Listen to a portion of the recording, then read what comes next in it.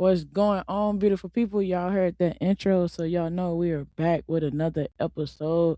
This is the first guest episode of 2026, so I will not keep y'all waiting. I know that y'all are excited. Today we have the guest, Dr. Edwards. He is the author of the Venus Flytrap, and we're going to be giving y'all some great wisdom and take home advice. Dr. Edwards, can you please introduce yourself and tell the audience a little bit about yourself? Absolutely. Well, first of all, thank you for having me on, Victoria. I'm looking forward to this. As I said, I was just listening to one of your recent podcasts, so I think we have pretty strong alignment here. And I know if people listen to you, they'll feel the same way. And so we're going to have fun and maybe a couple of the new ideas that people can apply in their lives and make a difference. So I'm Stephen. I'm actually, people call me doctor. And I am a doctor, but I don't really usually use that. But it's just my book coach said, well, you're a what did he say? You have a doctorate in spiritual counseling. I said, yeah. He said, well, then you're a doctor. I went, yeah, I guess, yeah. He said, well, put it on your book. I went, oh, okay. I guess I will, So anyway, yes, I am a doctor of spiritual counseling. I'm not a doctor of medicine, just to be clear. My background is I am from New Orleans. Oh, wow. I'm kidding. I'm How about say that's nothing else we had? You must have got out Research there. department. You must have got out of there early. No, I'm from Yeah. England. I'm from England, right? From Yes. Blackpool, little seaside town in the northwest of England. Had an interesting childhood, a lot of trauma, just like you and your whole audience, right? We Okay. think we're the only ones when we're kids, but then you get older, you realize you had trauma too. I never realized. You're right. But of course, as a kid, you don't know everybody else is going through trauma, right? You just think you're the only one. And when you go to school and you go to the playground, you don't get all together with the guys and go, "Are you having trauma?" Yeah, me too, man. It's a nightmare. You know what I mean? And of course, you don't want to talk about it because you're kind of ashamed about it, right? Because you Yes, think everybody sir. else is doing great. Anyway, Yes, sir. my parents were monsters. Okay. I'm kidding. They were a little controlling. They had their own trauma, when they were kids, and so Yes, we tend sir. to pass it on, right? Yes, sir. Anyway, Yes, sir. so my dad was a bully, right? So I just was very nervous and a lot of anxiety when I was home. And of course, you didn't have a voice. They used to say, what was it? Children are supposed to be seen but not heard. Yes. Oh my goodness, that's But I was universal too. never even seen, Victoria. I couldn't be Yes, seen or heard, right? yes, sir. So I was walking around on eggshells, and then I used to have to, when I went to bed, I used to have to bang my head on the pillow until I fell asleep exhausted. And I used to make this weird noise, which used to keep my sister awake. Anyway, so by the time I was 16, I was in a mental asylum, probably from banging my head so much. I don't know. But anyway, so I was admitted to, I guess you call it an insane asylum. Mm. And so I went through trauma, and there was other trauma, which is in the book, actually. I kind of spill the tea in there, right? About myself, my trauma, played a role. I'm not using it as an excuse. I'm just saying these are things that happened in my life, right? Yes, sir. Of course. And then Tamaz is in the book, also went through trauma. She had a very traumatic childhood too. She was actually put in a mental asylum when she was 16 as well. So we were mirrors of each other in so many ways. But my point of the matter is, a lot of these things were things that I was ashamed of, right? I never wanted people to know about me because I believed that they would change their perception of me, right? And so what you don't realize is when you live in fear of people finding out about who you really are, you're living in a prison. Yes, sir. And you're only living a half life, right? Yes, sir. Yes, sir. So one of the keys, and again, Tamaz taught me so many things. I mean, she was a gift in my life. Although people will read the book and go, hold on a second. How was she a gift, man? She kicked your ass, right? Yeah. All the time. And I was constantly trying to get out of a bad situation. But anyway, what I realized later is that, toxic relationships, as we call them, can be one of the greatest experiences of your life because it teaches you so much, right? So much about yourself. So much about how to react, how not to react. Yeah, if you're prepared to look at yourself rather than blame them, right? Yes. Self-reflection. Self Yeah, just a reflected. mirror, right? Yeah. Yes, sir. Yes, But, sir. people say, "He did that to me," or "She did that to me." And I have a belief, right? This is gonna sound a little weird, maybe, probably not to you, but to some of your audience. I say, "Look, nothing happens to you. Everything happens for you." Sir. And people go, "Hold on a minute. Hold on, cowboy. How does this guy doing this to me have any, how does it happen for me?" And I go, "Okay, well, calm down. It's going to be a journey for us, but we're going to work through this, right?" Yes, sir. So it doesn't mean that someone didn't do something to you. It means that unconsciously or spiritually, they did it for you, right? Yes, sir. To show you a part of yourself you've either given away or hidden from the world, that you don't feel like you are good enough or capable of showing for yourself. Like sometimes we're drawn to people that have a lot of confidence. Yes, sir. And Yes, that's sir. because we know it's in us, right? Mm-hmm. We don't need their confidence, right? But we're attracted to it because we want to be that confident, right? Yes, sir. And Yes, so sir. then it's about, you know, if you're drawn to that about this person, then it's time for you to step into your own power, into your own confidence, and be more of who Man. you really are. you know, Exactly. Yes, sir. Yes, yeah, sir. So anyway, but then you go, well, wait a minute, what were the things in her that you were drawn to? Well, there was a lot. I mean, one of the things that drew me to her was her authenticity, right? I mean, she was brought up her father's a billionaire, right? So she was brought Yeah. up in a household where she could get whatever the hell she wanted. She was a brat. She was a brat, right? But she had that expectation of being able to say whatever she wanted to do. So she did. But I mean, the bottom line is that's being authentic. I mean, might not have always been in a positive way, but she was who she was. And, when you read the book, she says to me, I don't know how many times she says to me, listen, this is who I am, like me or not, right? You knew this is what you're getting when you took me on, right? And I go, yeah, she's right, really. You know what I mean? So I want, sometimes we want the light side, but we don't want the dark side of someone else's nature, right? And Exactly. just like in ourselves, right? We got to be able to embrace both. Now, she was a little extreme, right? And in the end, I had to get off the ship. But that was one thing. And she also taught me how to be vulnerable, right? Yes, sir. I came in the book and I wrote about me being insane, me getting, humiliated in the showers with the guys, having a small dick. And that goes around the whole school, right? Yes, sir. Yes, sir. And so that's humiliating. But all these things eventually, as I explain in the book, all had a silver lining. They all happened for me. And you go, okay, how does having a small dick go? Well, I'll explain later, right? But anyway, so, sometimes it doesn't happen right away. We don't get it right away. But eventually, if we really stick at it, do the work as you've done, right? You start to see, well, I've been married 4 times, right? Oh So man. Okay. people say, what was wrong with all these women? And I go, okay, let's do the math here, right? 4 marriages, throughout all 4 marriages, there's only one constant, me. So maybe it had something to do with me. What do you think? Yes, sir. And so it was all my childhood patterns, Yeah. that I was bringing with me to these relationships because I hadn't healed. And so I say to people, listen, prevention before the cure, right? Work on yourself before you get into a relationship, or at least a marriage or a deep relationship. Because if you don't, you're going to take all those negative patterns into that relationship and it's going to get destroyed anyway. So you might as well get yourself straightened out before you go into it. Of course, nobody ever listens to that, right? They have to learn by their mistakes or their experiences, which is fine. But doing the work first can definitely save a lot of confusion and a lot of years of your life. Yes, sir. I Yes, learned sir. the hard way, right? I mean, 4 marriages. I'm not a fast learner, am I? Right? So I'd gone I through it. come from that environment though. The military was a lot of people that were married, Really? three, four times. Yeah, it's like Yeah. it was big coming in the service. So you once again, as you know, you're not alone with that. So no Well, judgment over here.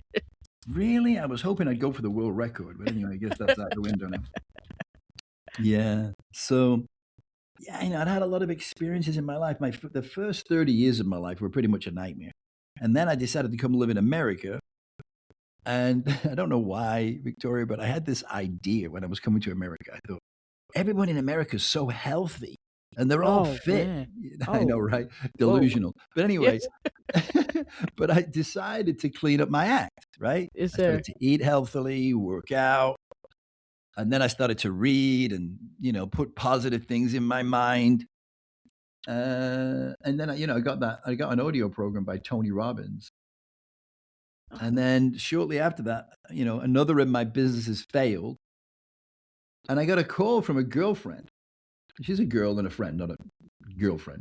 And she said to me, "Hey, I'm going to go see Tony Robbins tomorrow. I've got some tickets. You want to come?" I go, "Yeah, I do." Right. So I go see him speaking. And I've got to figure out what I'm going to do next in my life. And I'm watching him on stage. And I go, I want to do that. Yes, sir. Yes, sir. So then I went to work for Tony Robbins. I mean, who does that? You say you're Oh going wow. to go Yeah. do that, and I made it happen, right? Yes, sir. Which is crazy, but I was using the tools he taught me. And it was, when he talks about probably going to have moments in your life where you're going to have to step up and step out. So I found out that he had a group of speakers that traveled around promoting him. And I said, okay, I'll do that then. So then, it's not that easy, but you had to send in all this stuff to a particular person. I found out who that person was. Her name was Deborah Russell. So I sent it in overnight, FedEx, right? So I knew it was going to land on her desk about 10 o'clock in the morning. So then I called her about 10:05. Right. And I said, yeah, hi, Deborah. My name is Stephen Edwards. And I sent you a package with my video in it, applying to be a speaker. And she goes, "Do you have any idea how many of these packages I get every month?" She said, "I'll take a look at it. If I'm interested, I'll let you know." Mm. I said, "I know you get a lot of these packages, Deborah. That's why I'm calling, because you don't get a lot like this one. Take a look at it today and I'll call you tomorrow." I love it. I love And it. then I get off the phone and I'm like, I almost faint. I'm going, whoa, Yeah. man, you stepped out there, man. Holy shit. Anyway, she called me that same day. She called me in the afternoon. And she said, "Okay, here's the deal. We're going to fly you out here. If we like you, you get to stay for 3 days. If we don't, we're going to fly you back. If you're willing to come out here under those conditions, we'll fly you out." And I was thinking, hell yeah, right? So I go, yes, right? So I go out there. Anyway, I ended up staying out there a month. This was just around Thanksgiving. So I ended up staying for Tony's Christmas party, met him, joined the company, and that was the start of my speaking career. Oh man. So anyway, how long do you have? As long as you have, we are here.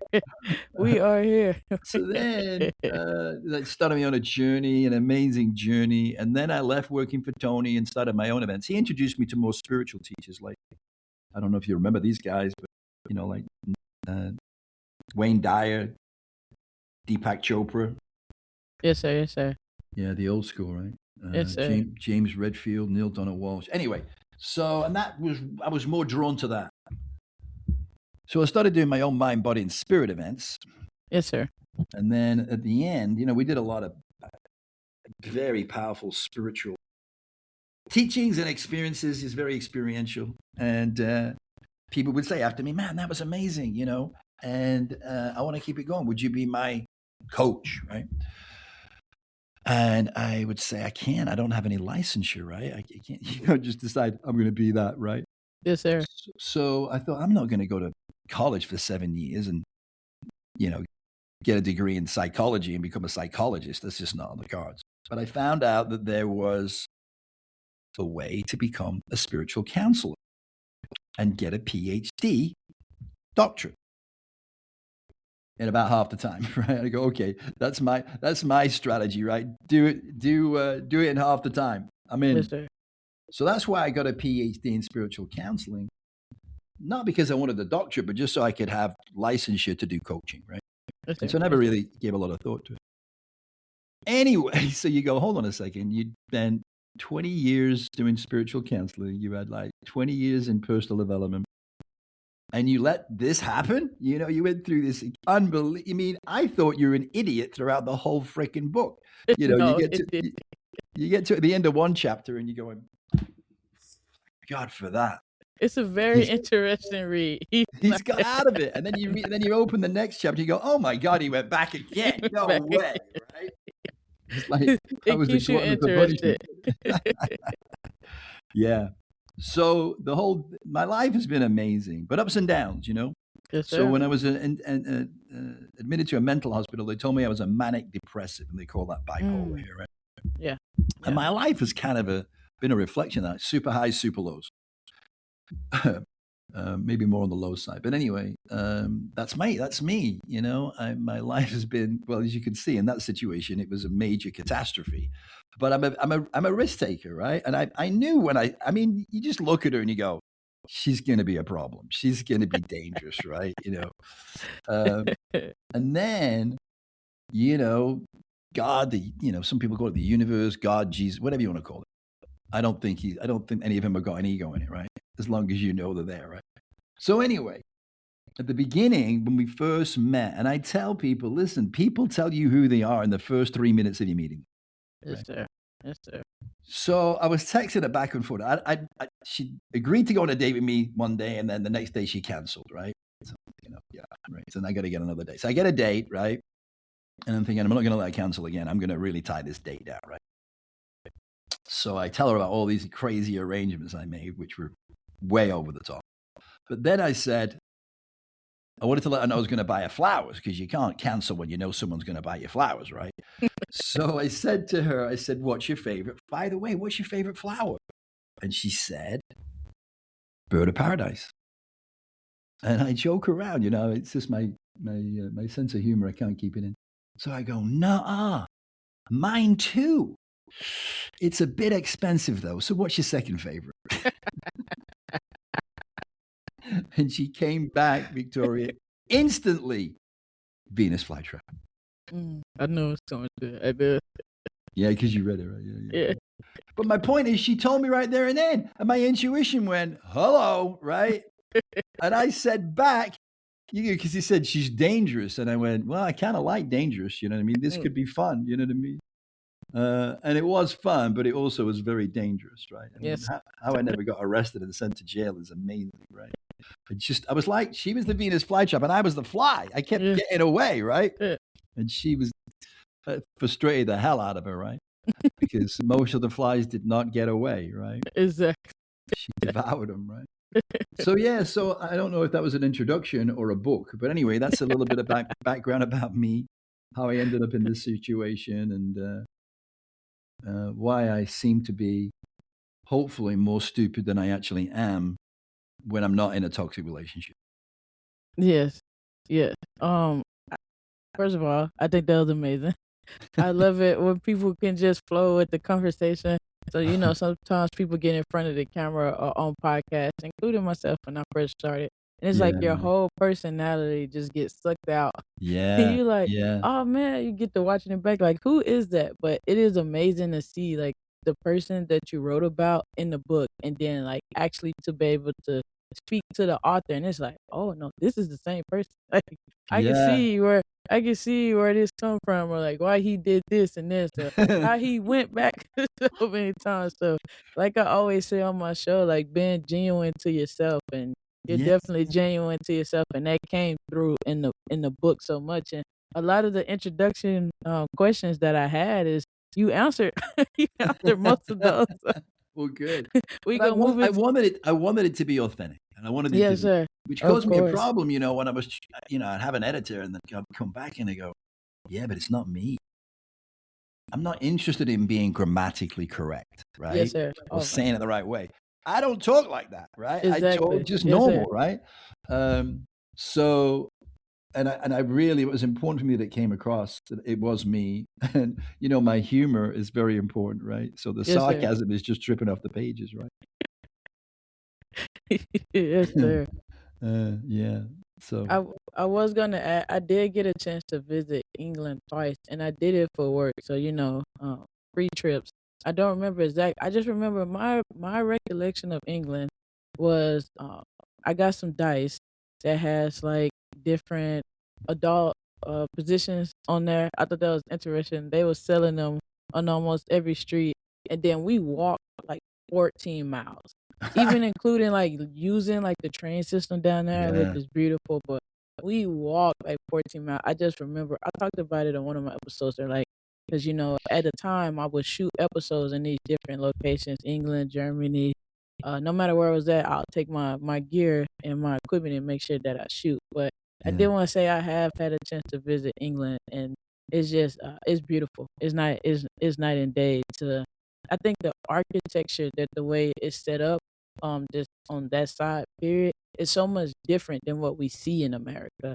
Oh yeah, for It just sure. blows your Yeah, mind. I want to say one time I went, it was doing around the Thanksgiving time, and it was already Christmas decorations out, yeah, yeah, and that was even just a, jolt back to reality, because like, duh, Thanksgiving is an American holiday, but you get so caught up in seeing life the way that you do, yeah. sometimes you do get pulled out of there. And I was like, why they got? And I was like, oh, that makes sense, because they don't celebrate that over here. But yeah, I it do. was I, it I was do like beautiful. Christmas in England, but I think some of that is probably because I grew up there, right? Yeah, So yeah, it's more feels like home when the Christmas is in England because it's what I remember, right?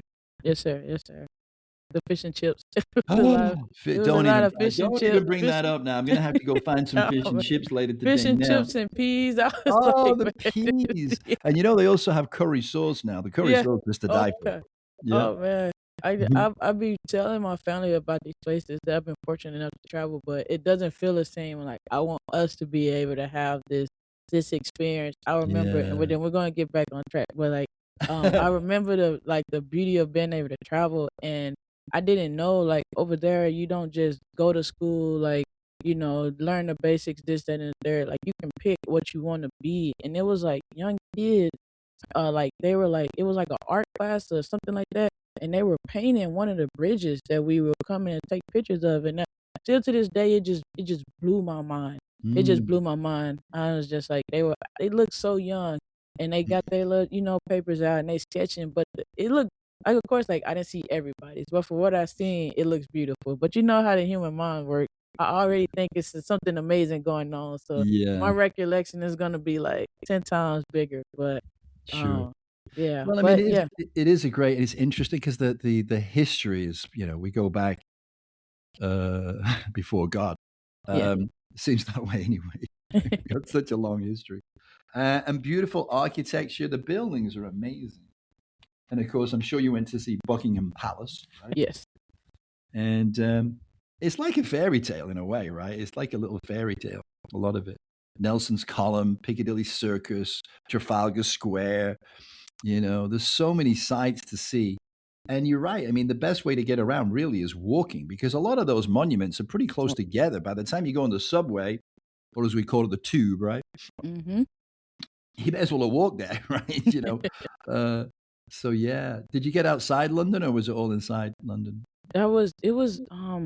It was all London. Like I said, that it's been about I'm 5 years removed from traveling. Sometimes like I mix them all up together, but Yeah, I I just do the know, same like, thing. Germany, I bet Germany, New England, Paris. Um, Hope my producer jumps in. But like, yeah, Germany, New England, Paris, Berlin. That was on the tip of Oh, my tongue. Berlin. I've never been All to Berlin. I heard Berlin is Yeah, really cool. Berlin is beautiful. So like, all these, sometimes they run together, but like, Yeah. I keep it separated by the shirts and the memorabilia that I Yeah. bring back, and of course, pictures is wonderful to be able to go back and look at the pictures. Prague. Like I said, I've traveled so many different places. I was fortunate to just like see it, and I'm like, yeah. But I definitely remember New England, and I want to say I had a shirt like, I'm sorry, it might have been a beanie. It says something like, I'm not friendly, or something. I'll have to find it. I should have just put on all of my New England travel gear and had it set up, had it set up in the background. But That would have been a mm, bit of a shocker. Yeah, yeah, right. exactly. But Yeah. man, I got shirts and things for days.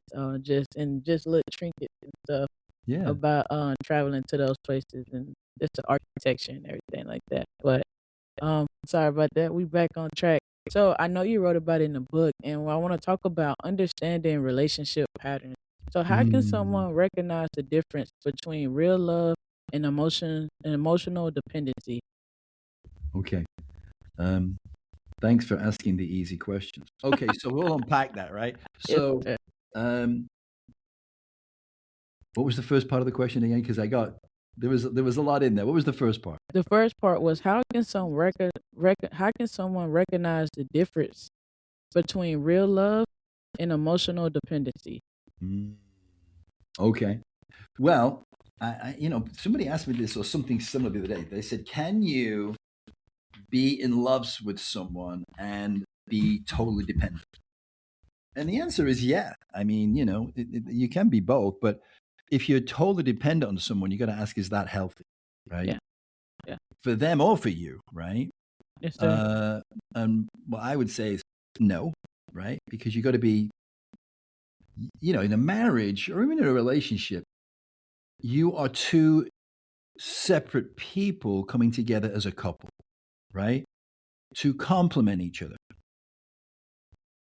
Um, you're both going to play different roles to make the relationship work. Yes, sir. And that's arguable in today's world, right? I mean, people say, you know what I mean. Um, but I do believe that it could be old fashioned. I'm a dinosaur, right? I'm a boomer, right? So, I grew up with those values. But my belief is that you need to have your own independence.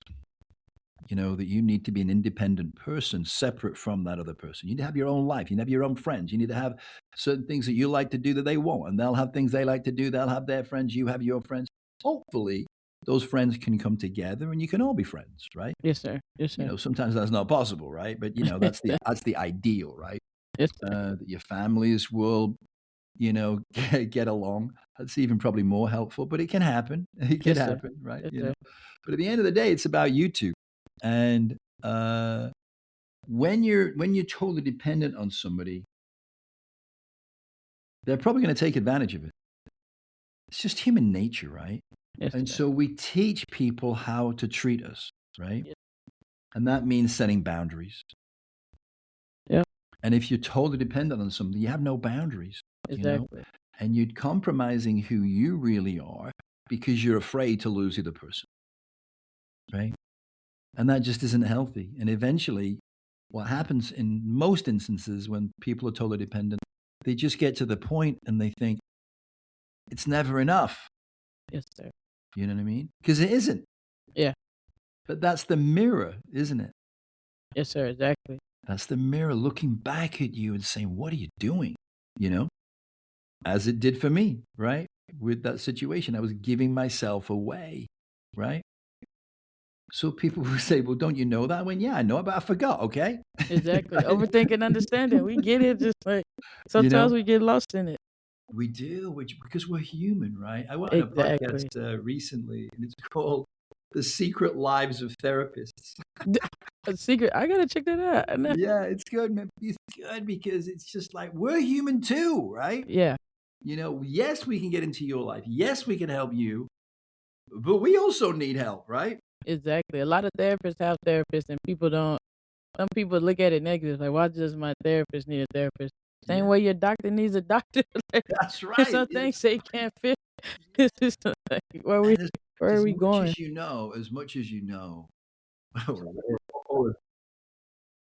what's that?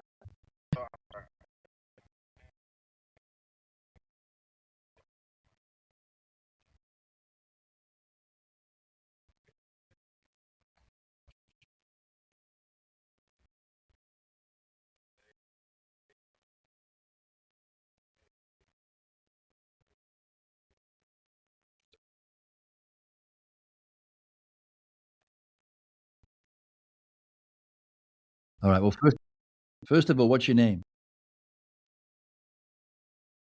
Say that again. Dwaylen, man, that's a cool name. I've never heard that before, Dwaylen. That is very original. Um, and it kind of goes well with your second name. It almost sounds like a movie star or something. Anyway, Yeah, yeah, it does. right? It's true, Victoria, right? It's kind of a Yes, cool it name. does. Yes, it does. Yeah. It's a All very right. cool Well, name. I'll stop evading the question then. So the question is, Can you how, repeat the question no, for no, the I audience? think I got it, Dwayne. I'm not sure. All right. I think you're saying, how do you have that difficult conversation? Is that right? Mm-hmm.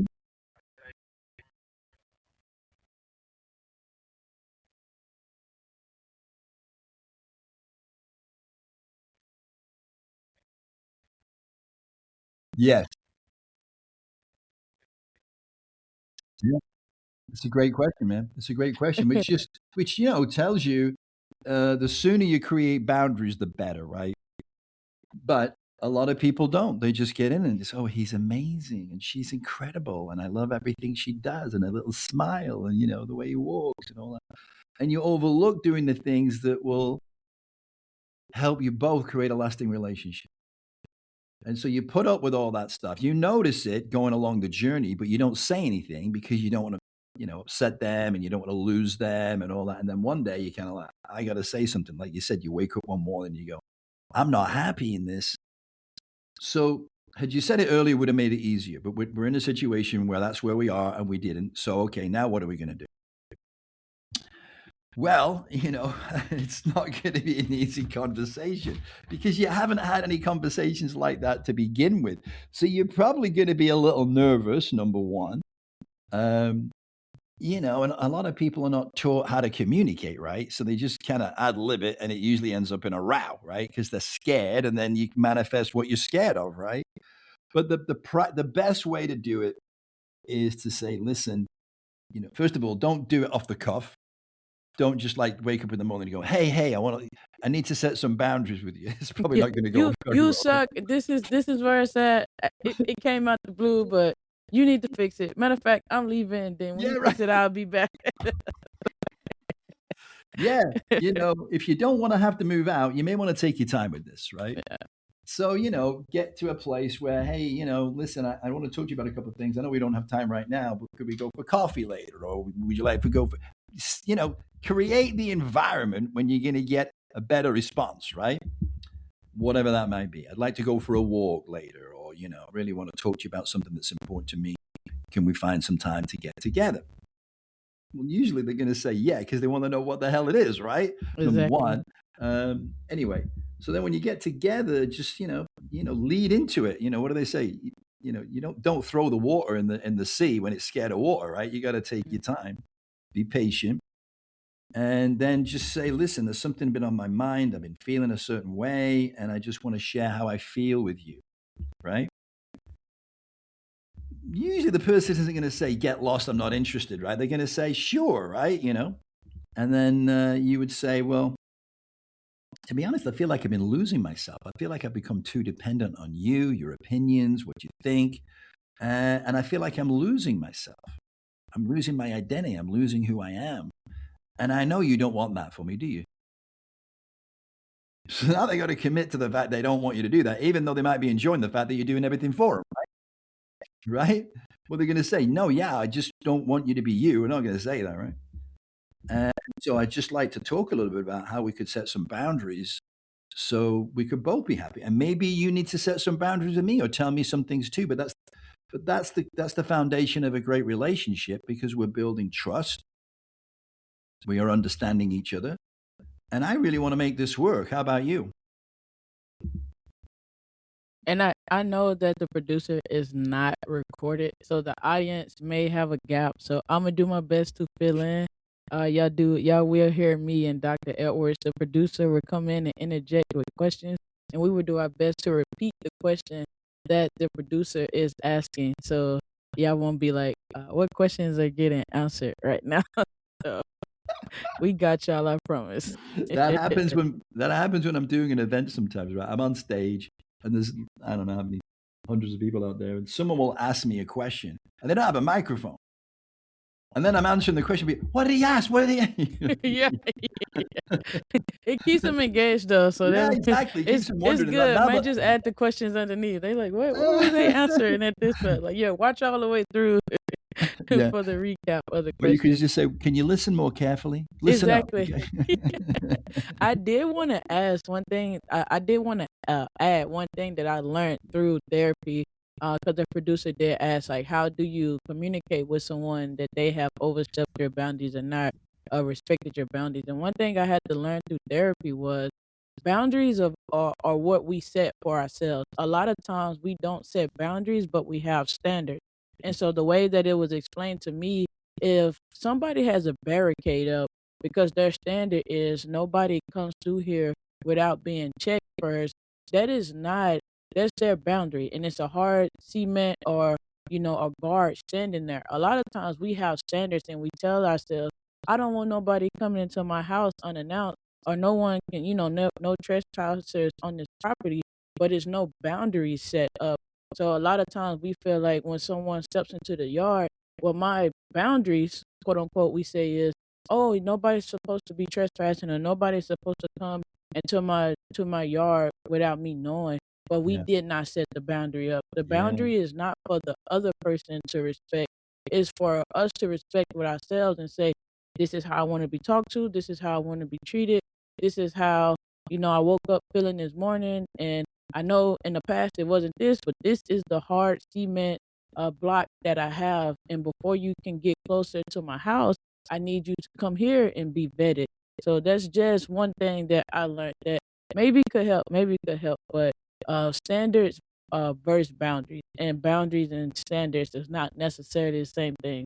Because you can have high standards and have no boundaries, and we all have find ourselves with a Venus flytrap romance, so we end up we end Yeah, up I going call it I back. call it a Venus flytrap relationship now. It's also known Yeah, as a toxic relationship. yes, sir, yes, Yeah, sir. to I, go I back to like I like Venus flytrap. It sounds a little better.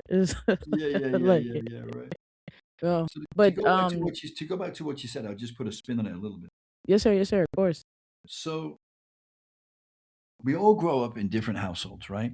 And there are certain rules of the household, right, that we grew up with. So we just assume that everybody thinks the same way, and they don't, right? They grew up with a completely different set of rules. Like, uh, you know, your parents might have taught you never raise your voice. Hmm. And then the other person's parents were shouting at each other all the time. So they've got different rules, right? So, the wife might do something, and the guy goes, "What the hell?" And she's like, "You just don't do that, right?" And he might do something, and she just doesn't say anything, but you can tell, right? You know Yes, what I sir, mean? So exactly. they're just different rules. So usually arguments are rules. People, we expect when we get together that everybody's going to know our rules, and they don't. They don't know our rules, right? So it might sound silly, but those are things you want to discuss too. Your rules and your values. What do you value most, right? So somebody Right. might value honor. We did this once with somebody, and like number 3 on her list was like an Amex Gold card. I mean, Yeah. how do you come up with that, right? Uh, and so you might have to work on that. But it might be number one value might be honesty, right? Somebody else's could be integrity or speaking you whatever it is, right? And so you want your values to align, and if not align perfectly, at least to the point where you know what the priority values are of your partner. Yes, So sir. you would know if somebody did or you did something that would cross over that rule or boundary, right? And you won't be as surprised. Um, there's so many things that you just never taught growing up, though, right? I mean, we just Exactly. barge into a relationship thinking it's all going to be perfect, and we don't even realize the problems are going to come up because we really don't know each other and what's really important, you know? Because we just assume, well, they're going to be the same as me, right? Exactly. Or I'm going to do the same thing as my parent, and you feel like those are your values, and then you get with someone who makes you challenge that thought process. Like, so who taught you that? Like, who taught you that this was that, or why? What part of you believes that? And you like, I don't know. I was just taught it. It's like, so how is that your value? Because I was taught it, but do you feel it? Like, do you actually believe it, or do you just feel like this is something that you value because, like you said, you grew up that way? So now Yeah. you're in a whole different way of trying to figure out and learn yourself Yeah. to be like, you know what? Like, I didn't always like, just like you said, children should be seen and not heard. And then, something could go on, or, like you say, you checked out my podcast, stuff would go on and be like, why didn't you say nothing? Well, I was taught that I was supposed to be seen and not heard. So if you didn't see it, I guess, you weren't supposed to hear from me about what happened. But that doesn't change the trauma, and now you taking that into another relationship. You're like, well, you didn't see me. You didn't see that I was upset. Like you said, as women, we want people to be mind readers so bad. It's like, you didn't Well, see that because I was because different. this is my supposition on that. You tell me if this is true for you. So your boyfriend spouse, husband, whoever, they do something that really pisses you off, right? But there's a part of you that doesn't want to have to tell them what they did because they should freaking know, right? Oh yeah, So I'm not telling you what you did. You should know what you did, and you should come exactly. to me and you should make it right. Exactly. And You the should guy's pay going, attention enough to figure it out. the guy's going, I have no freaking clue, right? He cannot figure it out to save his life. He goes and sees his buddy, man, I don't know what the hell is wrong with her. I don't think I did anything. I've asked her 1,000 times, and she just says nothing. Which is telling you 1,000% there's something, right? You know what I mean? It's You so need help? funny. No, We're I just don't. I don't. You need me to move? No, no, thank you. I got it. Do you want a diamond bracelet? Nuh-uh. I'm fine. I'm fine. No, thank you. I don't want I'll go anything from make one. I want nothing from you. We're so funny because we're so different. The Yeah. guy's just going, just freaking tell me, Yeah. right? And the missus is going, nope, not telling you. And I have told you I'm acting different. You need to Yeah, tell yeah, me. I've told you I told exactly. you. How could I'm you not acting know? different. So Why do I have to spell it out? Like instead I'm of acting asking me different. the same dumb question, go sit down and figure it out. It'll come into your head, right? Yeah, no, 1,000%, 1,000%. Yeah, So we're funny. We're I funny. I think that goes perfect. Like you kind of already hit on it. One of the other questions I had for you was, how does a person emotional blueprint impact their decision making within relationships? But you kind of already like blew it out the park. But if you feel like you Yeah. have any more to It's elaborate like on with that, let me it's know. like it's stamped on us from when we're kids, right? Yeah, You know, this is what we're taught. You know, like I was just thinking a few minutes ago about how our perception of relationships also starts when we're kids, you know. So when I was growing up, and this is going to sound so antiquated and it's so ridiculous, but it's true. You know, when we grow up, we watch cartoons and we watch movies that tell us, you know, the guy has to save the damsel in distress, right? You got to go rescue her, then you got to save her, then you got to fix her. Rescue, save, and fix. yeah, I mean, and you don't even realize it's unconscious, right? yep, yep. And you know, now we live in a world where there aren't any damsels in distress, right? Nobody needs to be rescued. They certainly don't need to be saved. And if you try and fix them, you're gonna get hurt. So Yeah, you know what I mean? So and then we're like, why is everybody getting divorced? It's like, they have a totally different perception of what a relationship would be like, you know. So it's you know things change, and sometimes change is painful. Change is painful, right? yeah, It's for like, sure. you know, people come into relationships with all kinds of ideas of what a relationship should be like, based usually on their childhood. Yeah, And now you got to change it all around, yeah, right? yeah, Usually you don't have a lot of time, right? Because yeah, people are like, if you don't shape up, I'm shipping out, right? yeah, yeah. So, I'm not sticking around for you to figure it out. yeah, you know, and of course, way back when you got married, it was pretty much for life, right? Oh yeah, You oh know, yeah. I just got a reload site. Do I click on that or what? Oh, you're fine. It should. Okay, I got it. It's still I got it going. fixed. I got it fixed. Yeah, It's good. there we go. It's still going. It should be fine. Yeah, yeah, yeah. So yeah, it's not easy, man. It's not Yeah, easy. So you've got to you got to keep up with what's going on. Um, and what is also happening at the same time is this huge paradigm shifts.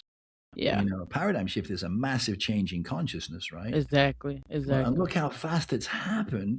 Yeah, But maybe I was going to say, look how fast it's happening. And then I'm going to talk about women's empowerment. And there's going to be women going, this has not been quick, let me tell you. You assholes have been running this freaking world for way too long. This I be did not having to happen catch my overnight. stuff. Yeah, I You be know what I like, mean? "What is this?" And then you gotta go back Yeah, and what do fix you, it because you see the comments coming. Like, no, that is not. And I got what you were saying, but this is not. all right. But it went slow and then it went fast. Let's just say Exactly, that, right? It went exactly. slow for a long time and then it went Somebody really fast. walked so somebody else could run. Yeah, you go, right? Yeah, yeah. So guys are like, their heads are spinning. They're like, what? And then women are saying, I don't need a man. And the man's going, Yeah, whoa, whoa.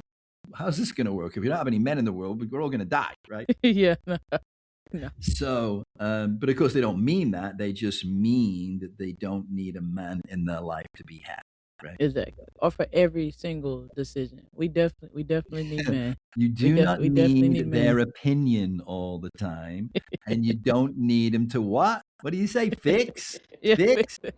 And they're like, what do you mean you don't need me to fix anything? That's what I do. yeah. That's why God put me here. That's what you were taught. Yeah, That's just right. That's what they believe, right? So when you're telling them about something they don't know, just shut the fuck up and listen, right?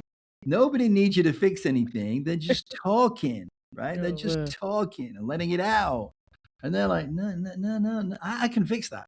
You know what I mean? yeah. Not a problem. And they think they're going to be the hero if they can fix it. And they end up in the dugout. Yep, because I just needed you to listen. There's nothing to be fixed. Yeah. I'm not accusing you of being a problem, but you are my person and I just need you to To listen. listen. Not hear me and start, freaking finding 1 + 1 is 2 and that's what I just need you to listen. Just listen. Yeah. It could be so easy. It Yeah. could be so easy, right? Yeah. Yeah. You got no problem. Shut up, listen, and we're all good. Yeah. Yeah, I know. Yeah. Yeah. It's hey, listen, relationships are a very powerful, interesting dynamic. And Yeah. everything is a relationship. You know, you have a Exactly. Oh yeah. relationship at work, you have a relationship with your friends, with your family, With you have a yourself. relationship, with money, Yep. everything is a relationship, right? Yep. Yeah. But the most important one is the one with your partner. And apparently, we're all pretty much screwing. I mean, I've screwed up more than anybody, so I got nothing to talk about, right? I've well and truly screwed up, I which gotta is let you talk to why, some of the military buddies. They could be like, yeah, "Oh boy, I tell you." yeah. And now I laugh, when people Yeah, say, "You can't believe what she did. You can't yeah, believe this," and I go, "Really? Nuh-uh. Well, how did you help? What do you mean, how yeah, did I?" I thought you could fix everything. Fix that. yeah, yeah. I guess you said, yeah. What did you do to make that better? How did you do Yeah. that? Yeah, you should probably get divorced and find somebody else exactly the same. What do you think? And that goes into that's it's funny because you're hitting all of the points and like you said, you are one of the guests that we feel like in the recent past and future that aligns so perfectly with what we're speak about in this Yeah, podcast. And I yeah, mean like it's just like you like of course like we send the notes over, but like you said you didn't even get to look over them, but we're speaking about some of the same things. And that was one of our questions for you was like how do we stop getting into the same decision, like impacting, getting in with the same person? Like we make this decision that this relationship is not working and it's this person's fault. So I'm gonna go and get into this relationship, but now you feeling like you're repeating the same relationship with a different person. So, yeah. Well, that's exactly right.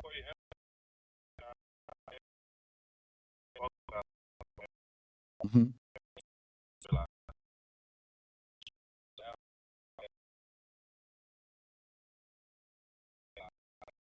Oh, yeah.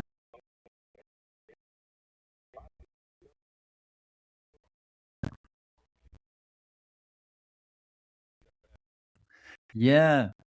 Well, I think the first thing is to recognize that they've been with you all your life. They were created when you were a child.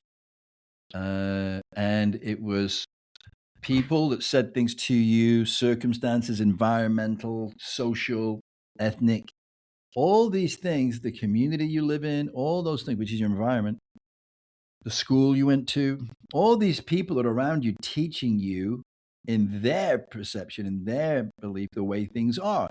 And they're not, I mean, I don't think there's a how to raise children school, right? And so what tends to happen is parents um, unconsciously take out their childhood on their children. They think, well, in comparison to what my father did with you, you've got it easy. oh man. But what did your father do? Well, he used to, send us down the mill for sixpence every 3 months. When we got home, we'd slices in two with bread knife, and then dance around on our grave singing hallelujah. And you try and tell that to the young kids of today, and they won't believe you. Right? Exactly. They always had it worse, right? Exactly. So what we're getting is nothing in comparison to what they get, at least in their mind. But for us, it's freaking trauma, right? Usually. Yeah. So we got to go back to that. So I'll give you an example here, right? So when I'm in this crazy relationship with Tomas, who, by the way, she's amazing. She's an amazing woman, and I'm so grateful she came into my life. She taught me all these amazing things. You know, I've worked with Tony Robbins. I've spent all this time working with these amazing people, got a PhD in spiritual counseling, but none of that compared to the lessons that she taught, either consciously or unconsciously. So I am really incredibly grateful for her for that. I wouldn't want to go through it again. Let's just be clear, right? Yeah, but the fact I went through it, I'm better off, right? Yes, sir. Yes, sir. Because as you know, in the book, I set no boundaries with her. Well, I tried to set boundaries. She just walked all over him, right? Bulldozer. Bulldozed through him, right? I don't know what the hell to do, right? But I also know I tried to hold her accountable, and then she would just call me, and then I just melt, right? And then I just melt, right? And then she'd be back, right? Until not anymore, but that's in the second book, right? Anyway, so really looking at your childhood patterns. So I said I was going to give you an example. I was going to give you an example of a belief that I have that I mentioned earlier. It sounds simple, and it is when you say it. It's not easy to live it, and this changed my life. And I'll give you an example how that showed up in the story, right? So as you may remember, we argued all the time, right? We were breaking up all the time. And that's just me trying to set a boundary, which is a waste of time. But anyway, we were broken up. She'd gone on a binge somewhere. She'd stolen the Bentley. I didn't know where the hell she was. And I had to go away on a speaking engagement, right? Yep. So I leave. And of course, she knows my pattern, right? She knows when I'm going to be leaving and going somewhere. So she came back while I was gone. She broke in the house. And she set the alarms off, right? So just recently to this happening, there'd been some criminal activity in the neighborhood, and somebody called the police, and they were very slow to respond. So the director of the community called the police chief and chewed him out and said, listen, we pay all this money in taxes, and you were slow, and you need to get, whatever. So obviously the police chief wasn't happy about that. So then this alarm goes off. And so he sees this as his chance to really show how they can come out really hot, right? Yeah. So they come out with like 6 squad cars, 2 SUVs. They got all the police dogs running through people's gardens. All the lights are going on in the neighborhood. It's like 1 o'clock in the morning. I mean, they made sure that everybody knew they were there, right? And of course, they get there, and she's sitting in the Bentley convertible, like the damsel. She was playing the damsel in distress, like she's got them all wrapped around her finger, right? So they call me, right? And by this time, we're all almost on first name terms, right? They've been out to the house so many times, right? And they know we're the crazy one. So anyway, they said, they call me up and go, yeah, she's here. I go, okay. I go, but listen, under no circumstances, let her in that house. Because, if they let her in there, it's going to be a nightmare, right? So he says, well, let me call you back. So he calls me back and he said, but listen, I just got off the phone with the police chief. He says, we got to let her in. So 3 days later, I come home. She's gone, obviously, right? She's not there. And I walk in the house. Everything's fine. Everything's fine. So I go in the kitchen. I put the kettle on. I go out and I come back in, and the kettle's not boiling. So I go look at the kettle, and she snipped the wire at the back of the kettle. Yeah. Right? So now what? That sounds about us. Now your brain goes, that's not the only cable she snipped, is it? Yeah. Yeah. Every electrical cable in the house, TVs, everything, right? Yeah. And so I sit down and I go, I know that's not either. I know that's not it either, right? So when I was a kid, my mom used to send me to school clothes that were 5 times too big minimum, right? My overcoat would still fit me today. And of course, the kids are merciless, right? They were teasing me, humiliating me. And the teachers weren't any better either. you probably remember the album by Pink Floyd, The Wall, right? It's a Yeah. true story, Yeah. Edward, so whatever. So by the time I was 9, I was buying my own school clothes, right? I used to sell cigarettes because you could buy a pack of 10, but nobody And could then afford to sell buy them 10. So I singles. used to buy the 10 and then sell one at a time, Yeah. stuff like that. Yeah. Not rocket science. Yeah. But anyway, so I was buying my own clothes. And from that point on, clothes were very important to me. I always had to look immaculate, right? And anyway, so at this point, I'm making a lot of money, right? So my wardrobe is to die for, right? And I go, oh my God, no, please, no. Right? So I go to the closet and I look in and everything looks fine. But then I go in the closet and I pull the clothes back. She has cut them all up, right? Cut up everything up. And this is probably going to hurt you more than me, Victoria, because she'd also cut up all my shoes, right? Can you imagine, right? So now I have this belief that nothing happens to you, everything happens for you. Yeah. Now, if you think that happens instantly, you're insane, right? Exactly. So you have your you're a human being, right? I'm so fucking pissed. I'm so angry, frustrated. I say I never wanted to hurt her, but I did want to kill her. Yeah. Right? Yeah. So this goes on for a while, and then I think I actually blacked out at one point because I can't remember quite a huge chunk of time. But anyway, the next day, it was either 24, 36 hours later, I finally slumped in a chair. And then I go, okay. So this happened for me. Really? This is going to be good. Let me hear it, right? So I'm having this conversation with myself, right? So it doesn't happen immediately. It's a process. You got to be committed to it because it's a while before your emotions are going to come back into balance, right? So the first thing that came into my mind that kind of tempered it a little bit, I go, well, it's only clothes. I mean, you can replace clothes, right? And then my brain goes, yeah, but they were really good, nice clothes, man. I mean, that's, you know what I mean? So then you talk yourself out of it again, right? So finally, I got it. It's like the light bulb just goes on because you're committed to thinking it. And I go, attachment. Yeah. I was attached to those clothes. Now, there's nothing wrong with having nice clothes, but if you're attached to it, it means you think it's part of who you are, right? Yep. Right? And I go, I am not those clothes, right? Yep. And so that was the beginning of the process of letting it all go, all of it, right? Yeah. And that didn't happen overnight either, right? But that was the catalyst, right? Now here's my point though.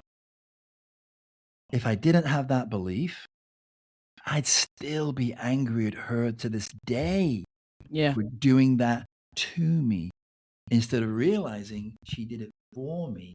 For me to recognize that I was attached to more than I ever thought, because I'd always thought I'm not attached. You know what I mean?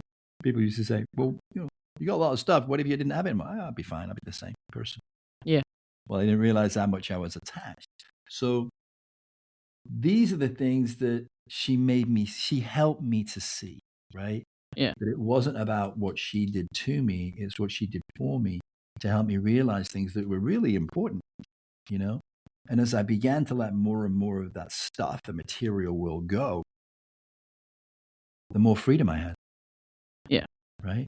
And you begin to realize that the reason they're called possessions is because they possess you. They took time and energy to get them. You have to work your ass off to get them. Then you got to work your ass off to keep them. And then you work your ass off to get the new ones because those are going to be outdated before you know it. And you can't let that image fall away. So you got to have the latest and greatest. It's a never ending cycle, which means you get all that stuff you never have time to enjoy anyway. Yeah. So less is more. People say, well, how do you know? I go, because I know, right? Because I've done it. I've made the money. I've had all that stuff. I've had all the material thing. I had everything you can imagine. I had a mansion, right? I had a sex room. And I'm kind of missed that. But anyway, the point is, do you know what I mean? It's like, Yeah, can I take that? No, off. But you know what I mean, right? It's a part of evolution, right? You're evolving as a not necessarily as a human being, but as a spiritual being, right? Yeah, Yeah, because we're not, and I believe this. I know you do too. We're not humans having a spiritual experience. We're spirits, right? Having a having a human human. experience. Yes, sir. Yes, sir. Yeah, yeah. Yes, sir. So, And did I answer that question right? I'm not sure. I was finishing. So to the audience. So we asked about how do people what can we do when people find themselves repeating the same pattern? And Oh yeah, then the producer asked, how do you make yourself aware that you're doing the same pattern? Like yeah, how do you fix that? And I'll say from what I gathered from what you said is when the things happen to you and specifically like the clothes, because you wasn't too mad about the electrical cords, so there wasn't necessarily the possession that you felt most empowered by from your upbringing, but the yeah, clothes were a big thing that kind of had you distraught because it was something that you felt like was your identity. So what I yeah, take from that is repeating patterns are trying to figure out what somebody is triggering in a relationship. Is it something that their boundary that they're crossing that you feel like is your identity, that is actually your identity, or just something that's possessing you and you have this idea of yourself? Like, you shouldn't treat me like that because I'm an alpha woman or I'm an alpha male or this, that, and the third. And it's like, no, that ideal is possessing you, but that's not who you are. Like, if people didn't see you as quote unquote alpha, whatever, would you still find value in yourself? So that's what I took away from that. And just to bring it back around for the guest, but I will let the producer speak for himself. D, did that answer the question that you were posing?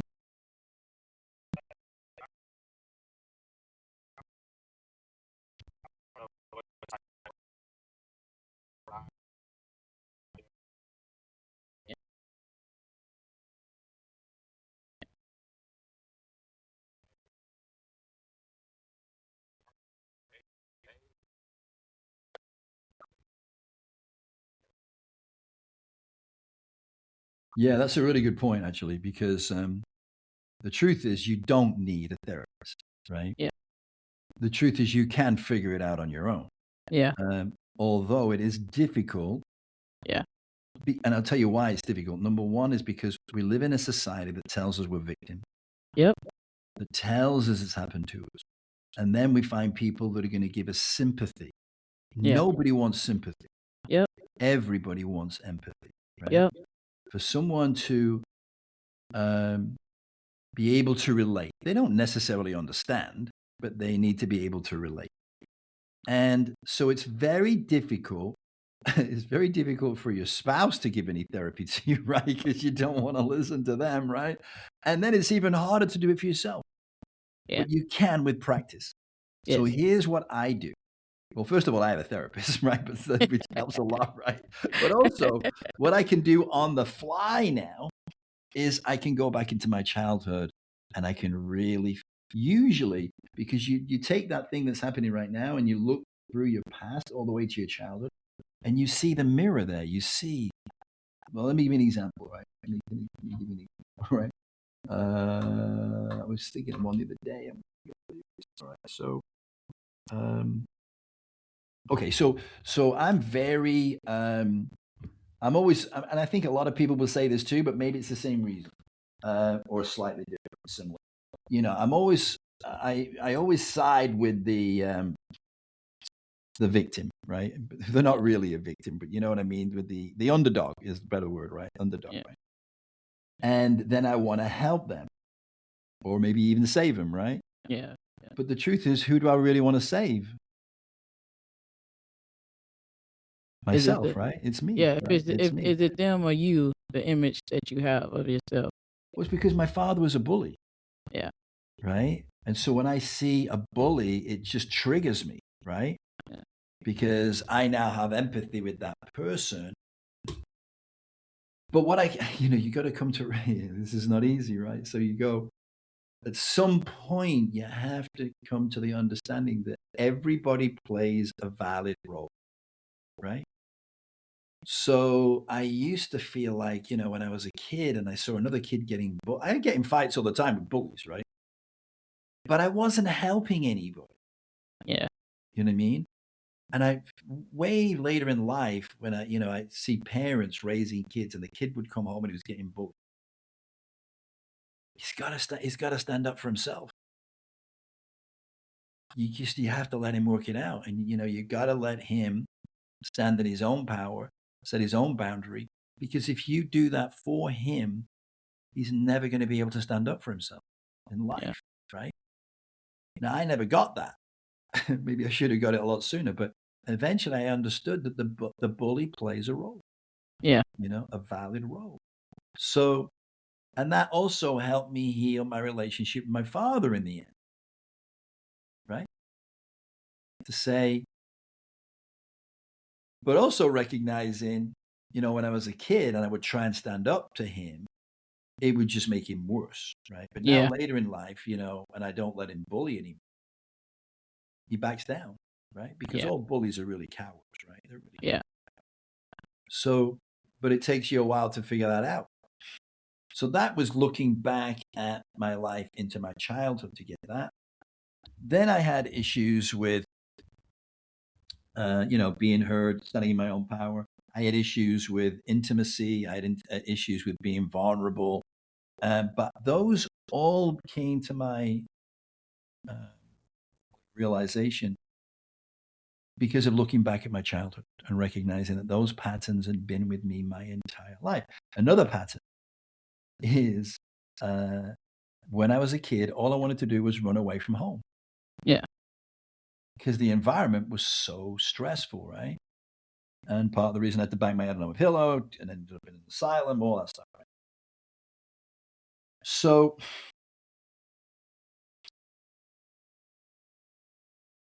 you bring that into your relationship. I said, so what am I looking for here? I lost the thread for a second, but I'm going to get it back. So,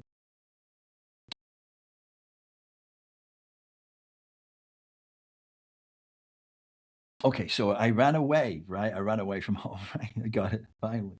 I was just about to give up and it came in. But what happened was I left home when I was 16 and I had my own home when I was 17. Mm-hmm. So I was a runner, right? I was a runner running away from home, but I was also an achiever, right? I really focused on something. It was desperate enough to get away from home. I'll find a way, right? You finna hit on a powerful point. Come Right, bring it. Oh yeah. right. Yeah. But my point is, I was running, but when I got away from home, Victoria, I didn't stop running. I kept going all my life. You talk about all the different places you lived. I was all over the place, right? So I lived in just about every major city in the UK. I came to America. I've lived in 16 different cities in America. I've been to 48 of the 50 states. I'm a runner, right? Yeah. But the saying is, wherever you go, there you are, right? Exactly. So, and what would happen is when I was a kid, I wanted to run away because I was overwhelmed. I was just overwhelmed with the stress. So I wanted to run away. Perfect analogy. And I remember this from when I was a kid. Across the street, there was a dog, right? A little terrier. But he had like a Napoleon syndrome. You know what I mean? He could beat every dog. Didn't matter how big it was. He was going to show this dog, right? He's going to show this bigger dog. To the point where he used to chase cars. He used to chase cars down the road. And of course, the car's driving away. He thinks the car is running away from him because he's such a big, vicious dog, right? Yeah. Yeah. Anyway, one day he's chasing this car. And for some reason, the car stopped really fast. And he comes running along, bang, into the back of the car. And he hurts himself, right? So he's whimpering and he starts running in the opposite direction. What was he running away from? The pain. Yeah. Exactly, right? He was running away from the pain. He thought if he ran fast enough, he could get away from the pain. From the pain. Yeah. That was me. Yeah. Running away from my pain. Right? Yeah. Thinking if I ran fast enough, I'd get away, but I was just dragging it behind me, right? Yeah. Oh man, I was waiting on you to bring it around, living this episode. Yeah, exactly. I was waiting on you to bring it around. Yeah, dragging it around with me everywhere I went, right? And so, whenever I was in a relationship or a marriage, when I got so overwhelmed I couldn't take it anymore, Trying to get out of there. Ran away. Right? Trying to get out of there. I ran away. Yeah. Yeah. So, in fact, one of my girlfriends once said, "You know, you're a runner. You know that, right?" And I went, "What are you talking about?" She was so right. I think even like I know a lot of times in the episode, like it'd be great guests on here and they'll have a point and you have lived it, and the same for me. Like I'll say something and it's normal and somebody be like, "You left that point way too quick." I just love the like where you took it for you. Like I started as a child and people don't look at it like one of the things that I just took from that, the hugest part was you said I was a runner and I'm also an achiever.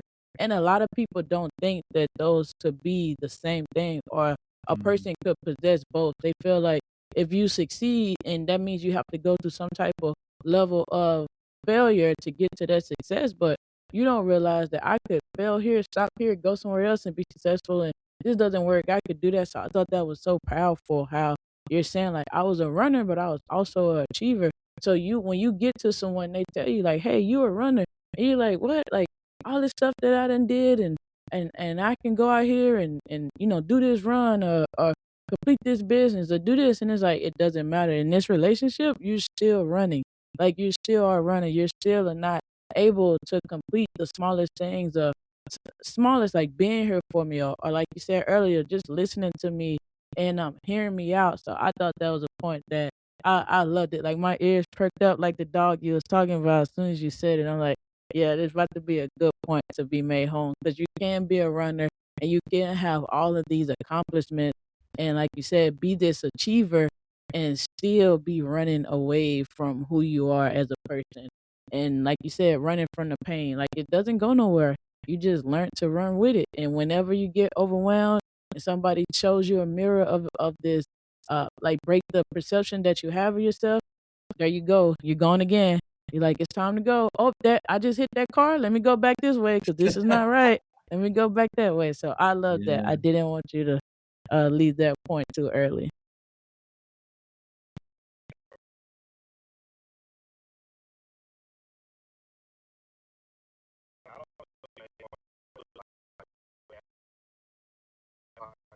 Mm.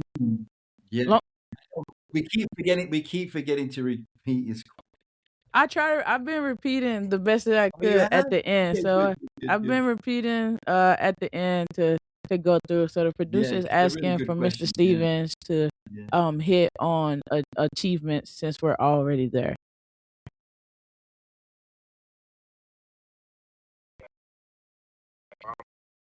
Mhm.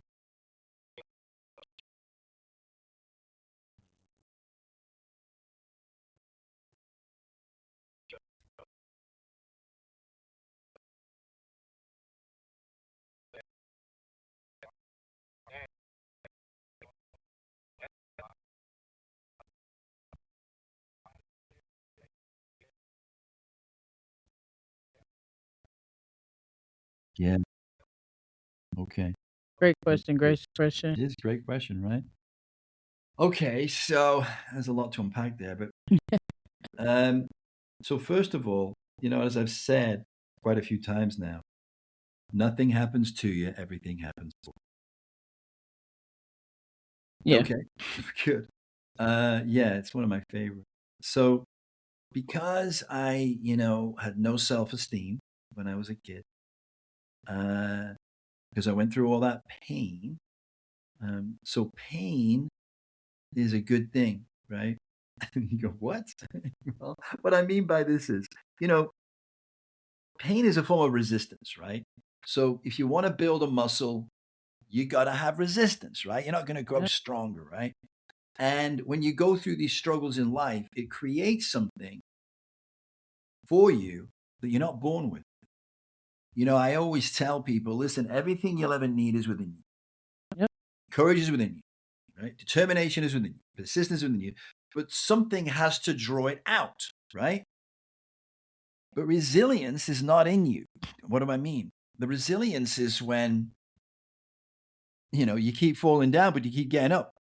You got to You've better heard bounce that, back. when you say it's not how many times you fall down, it's how many times you pick yourself up, right? Yes, sir. Yes, And you're sir. never a failure until you give up, right? Exactly. Yes. So I was driven hard because of what had happened to me, right? I was constantly trying to prove myself. Does that make sense? Oh yeah. And that was so strong. It drove me that whatever I got into, I had a very high, so now I've taken it as my identity, right? Which is really not true. But I say, people say to me, you're very intense. And I say, I take that on now. I go, I'm just a very intense guy. Yep. But I've Yep. taken that on, right? And that intensity comes from these things as well. So when you say I've achieved those things, which technically I have, but if you don't feel that you've really achieved anything yourself, then what was the point, right? You know what I'm saying? You don't really feel, I didn't really feel like I'd achieved things. And people say, man, you got this. And I go, yeah, you think? Yeah, thought of it like that, really. You've spoken in front of thousands of people, yeah, I guess. I never really think about it. So anyway, so what I did throughout my life, Waylon, is I would create success and then I would implode it. Yeah. Worked for Tony Robbins, left. Went and did my own events, stopped. Did this, did that. Because I would get to the point because of that intensity, Yep. which is driven by Bluetooth pain, right? disconnected. Driven by pain. Because I had that intensity, I always went to the point of exhaustion. Yep. As we call it, burnout, right? Yep. Yep. And then when you get there, you don't want to do that anymore because it's just like you associate the exhaustion With with I don't the want to do that achievement. anymore, right? Yep. With that, Yep. and then so you let it implode, and then what would I do? I'd recreate it in something else, right? So recognizing that pattern, realizing that whatever I achieved, it wasn't going to fill the void in me, it wasn't going to fill the hole that was in me. That is, Victoria would say, I kept dragging that freaking hole around with me as well, right? Nothing was going to fill that but me. Me accepting myself. So I call a lot of the work that I did in the book what is called shadow work. Yeah. Recognizing not only these pieces of myself that are given away, but also the dark side to my nature, right? They were not all, all full of light all the time. There was light and darkness within us, and we have to accept both. We have to accept ourselves for who we are, right? So there's a bit of darkness in the story, right? There's no way I'm writing that book, and there's no way I could get out at the end and go, see, I told you I was perfect. I mean, all my flaws are there, right? What an asshole. He left her in Vegas. How could you leave her in Vegas, right? And how could you do this or that? I was not innocent by any stretch. I threw her out of the house God knows how many times. And people are going, you son of a bitch. He said, it's her house. He's living there, right? I go, I know, but I got overwhelmed, okay? You know what I mean? It's freaking hilarious, Oh, wow. But we're all funny, we're all freaking human. I read a book once by Joseph Campbell. And I'd heard about him for a long time. Actually, I don't know why, I just got this out early, which is kind of funny.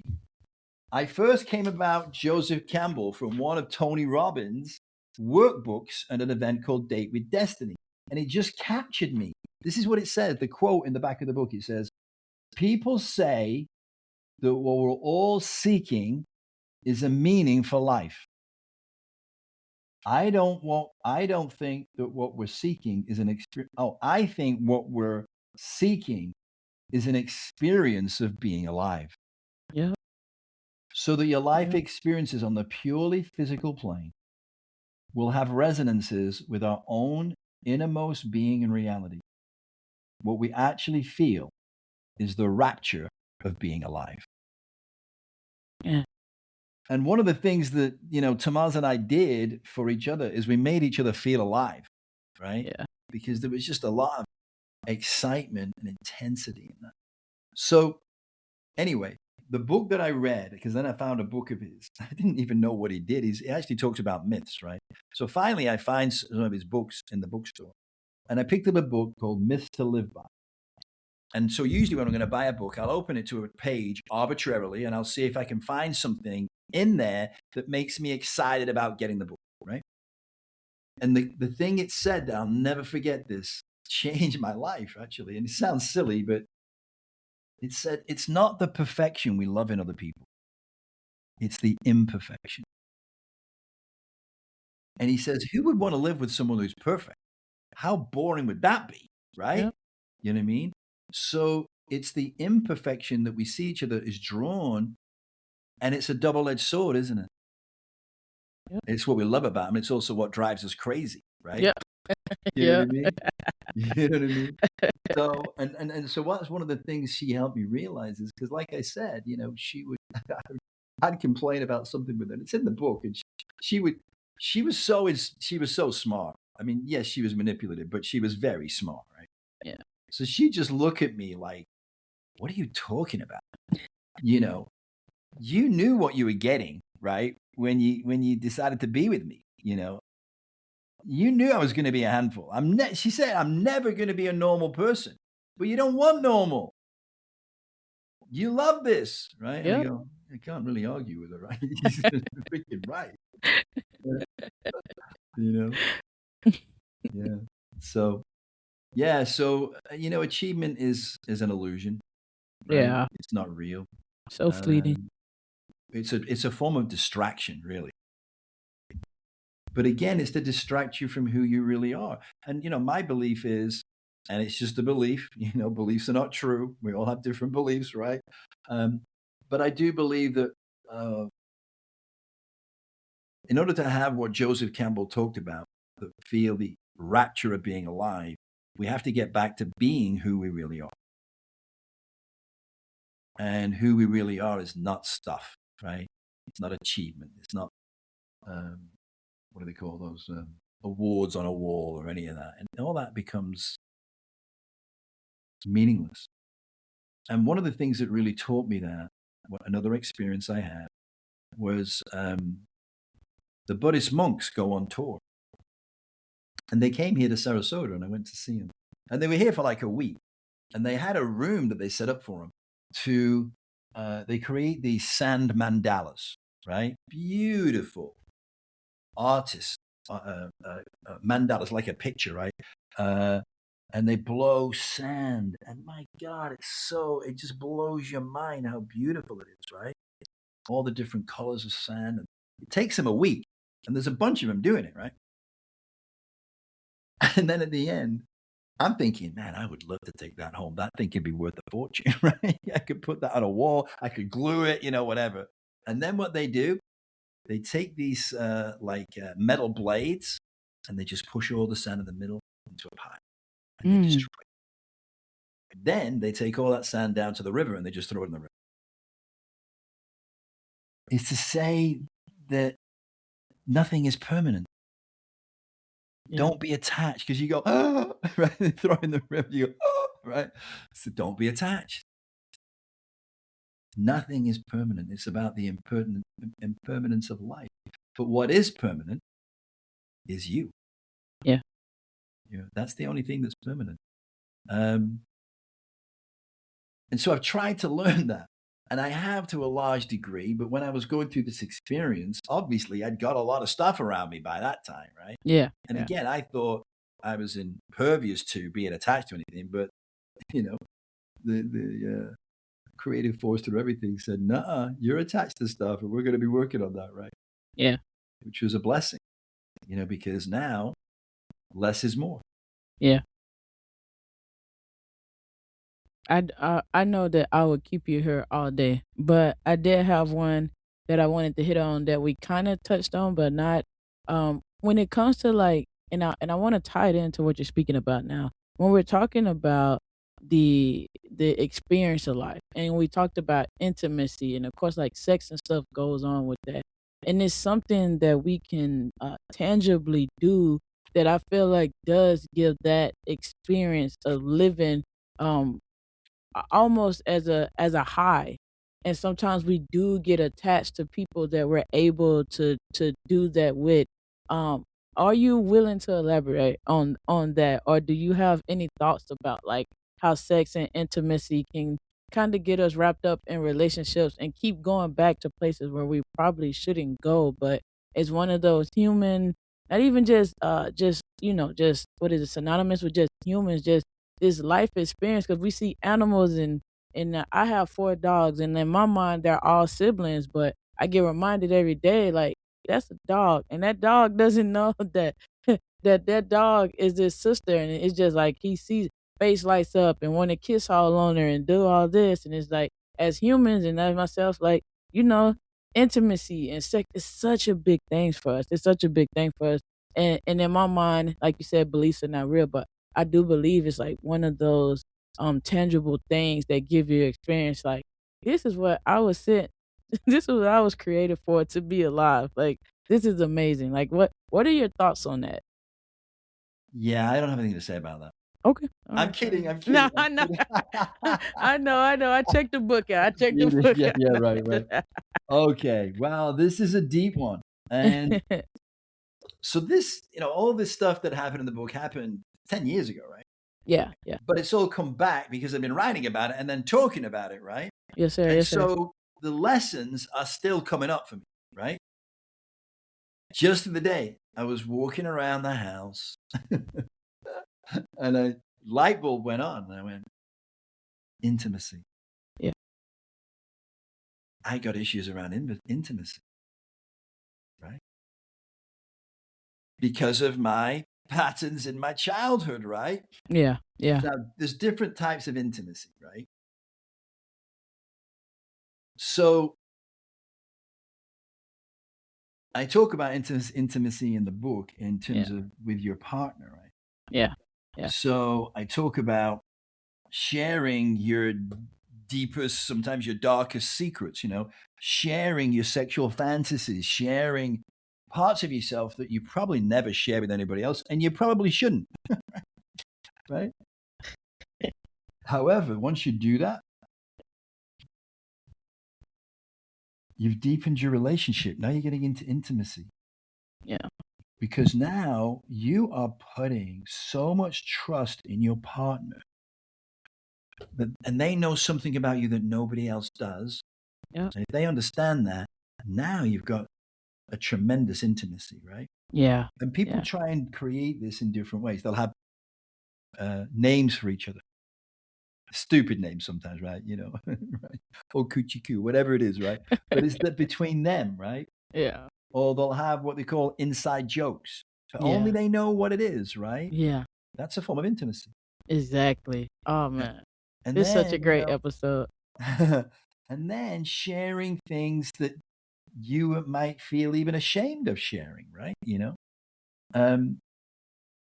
And then, so if someone shares their deepest sexual fantasy, I mean, it might actually not be possible to do that because some of the fantasies are so crazy, but Yeah. it doesn't matter. Yeah. Listening without judgment. Yep. Yep. And then, I'm writing another book right now. I'm writing a fiction book. Oh wow. Okay. Where the main character is called Aurelia, right? And so she goes through some terrible trauma and she miscarries and then she finds out she can't have children. So she's traumatized by this because she knows her husband wants to have kids. Anyway, the point is she's kind of gone, almost catatonic for like 9 months, right? And he's trying to bring her back.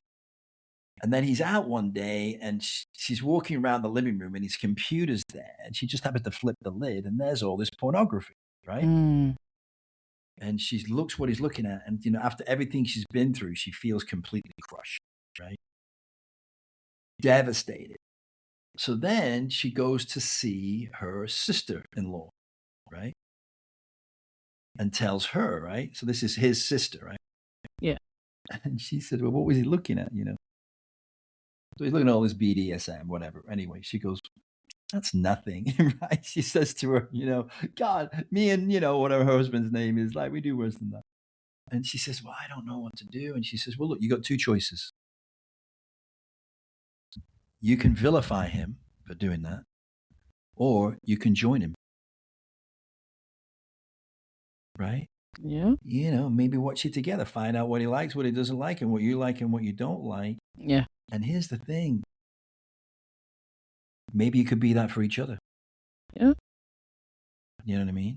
Yeah. And so it's kind of funny because then she starts going to, speak. She goes to an expert in BDSM, and so she gets her to teach her all the stuff, right? She's got to walk around in the heels and she falls over and she does all this until eventually she can do it.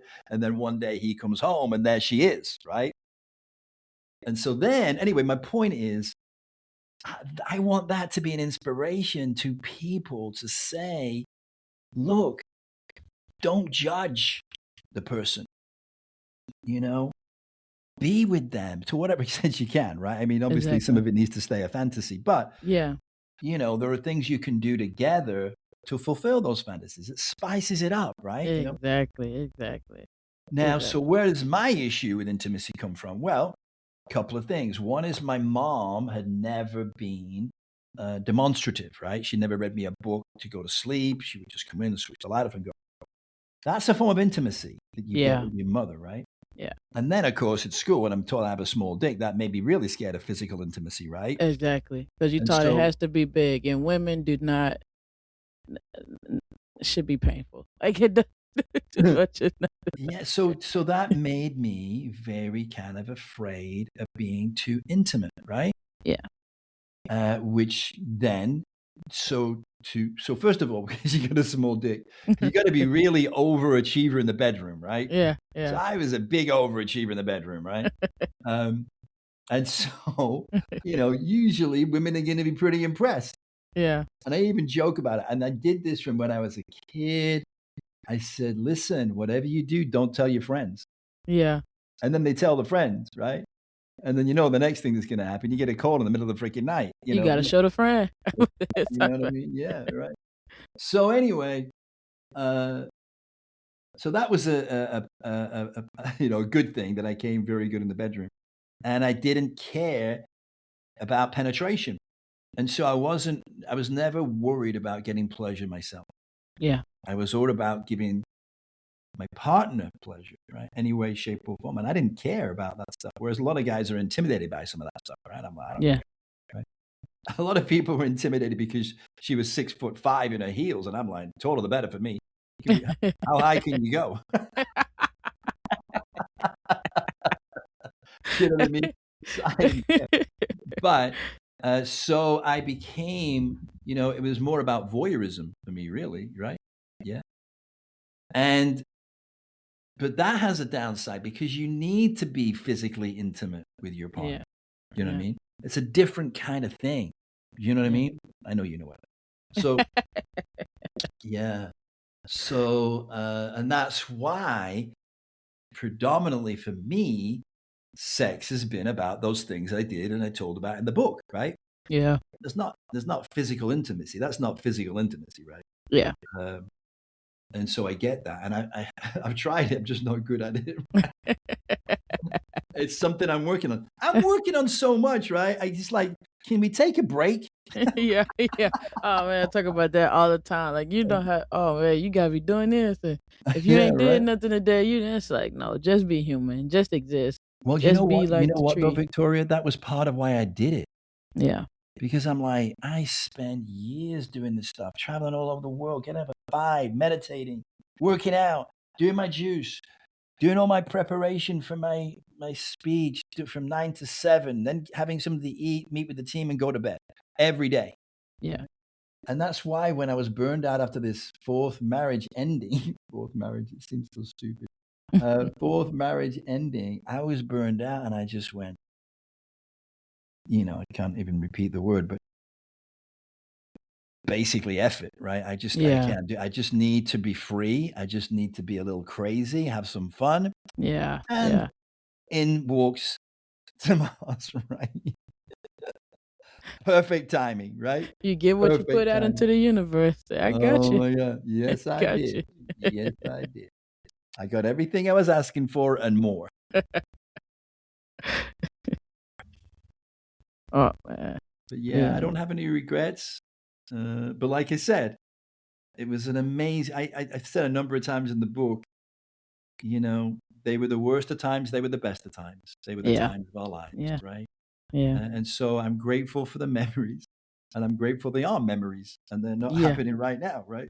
Exactly. Because I Exactly. can enjoy it so much better, right? Yep. Looking Yep. back on it than rather going through some of the painful experiences. Yeah. Yeah. No, I think you hit on that perfectly. And even with just intimacy and people thinking that intimacy is only like sex. Yeah, And I know that sometimes, well, I don't know because I'm not a male, but from what men communicate, they feel like sex is intimacy. But yeah. on a woman's side, like you, just like they say, you warm the car up way before you ever start driving it. So it can't just be like, oh yeah, I'm So finna come in true. here and Yeah, I want to have sex with you, and it's just like that doesn't, like it sounds attractive in the guy's mind, like, yeah, I'm turned on about you, I want to have sex, like, I'm yeah. finna do all these things to you. Like, that sounds painful. Like, I don't want to do that. Like, what are you talking about? Or, you know, um, or some guys do get caught up in just like, and women do too, where it's just like you said, that, look, I do want to have sex, but I don't necessarily want to have sex with you. I want you to be a vessel for me to please myself.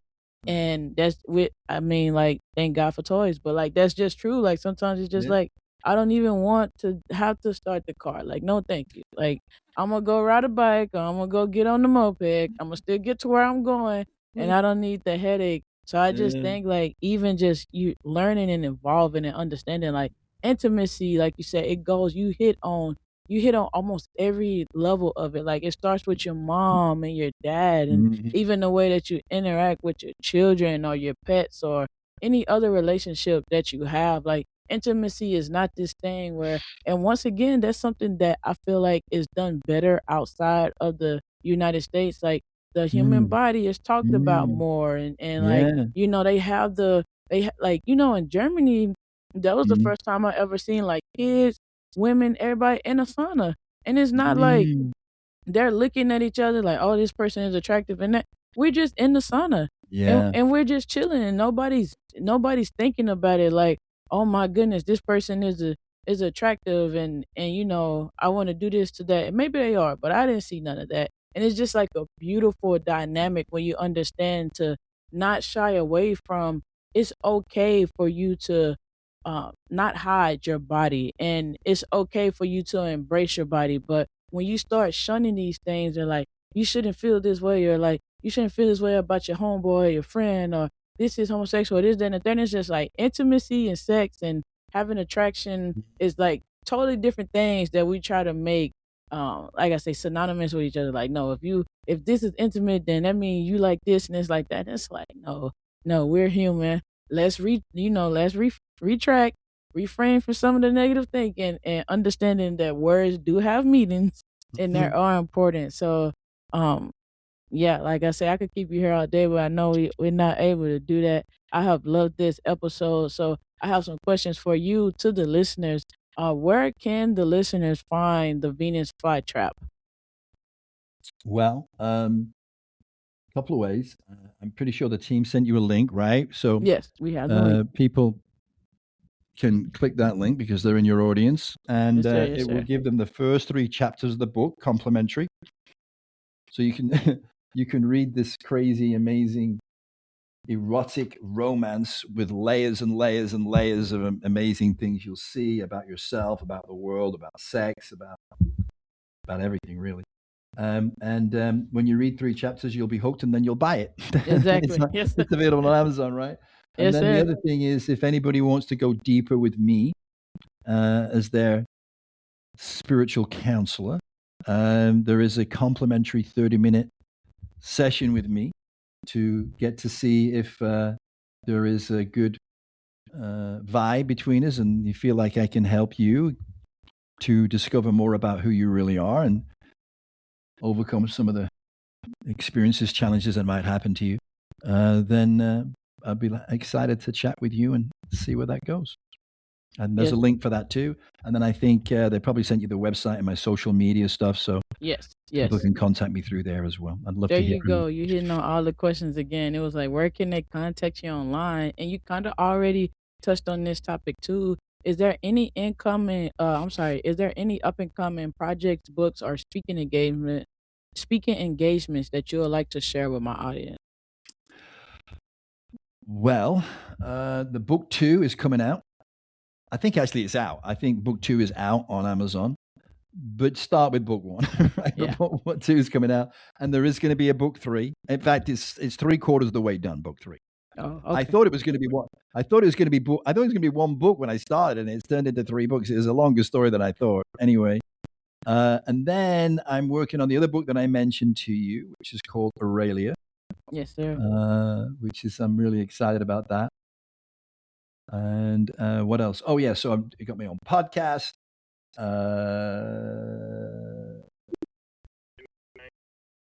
The podcast is called the Venus Flytrap I was Podcast. about to say it's the Venus. You click on the Facebook. It's the Venus Yeah, yeah. Flytrap. They kept it simple. Episode 1 is that? Is it? Yes, sir. Yeah, they kept it simple so I could remember it.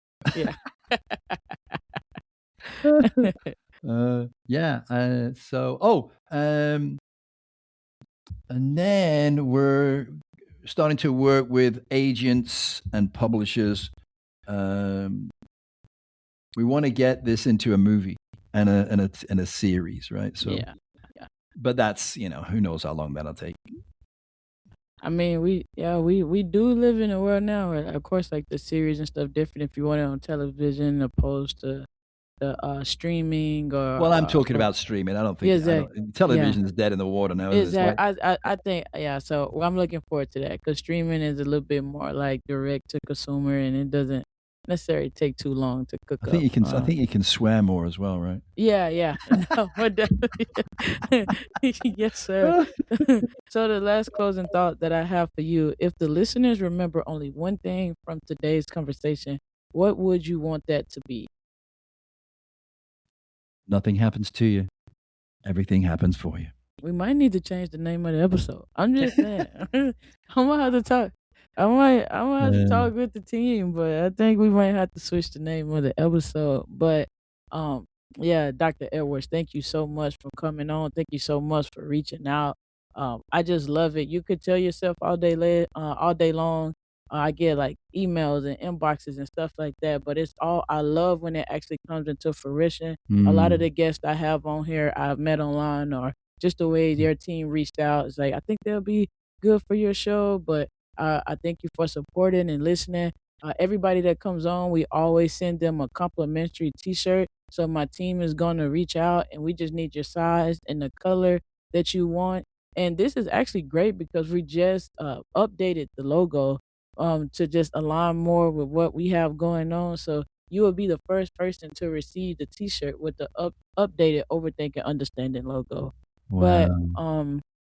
yeah, to my audience, I hope y'all enjoyed that. I know I did, and I know y'all will because that's why y'all tune in every week. So I just say this, like always, be genuine to yourself and kind to others. I will see y'all next time.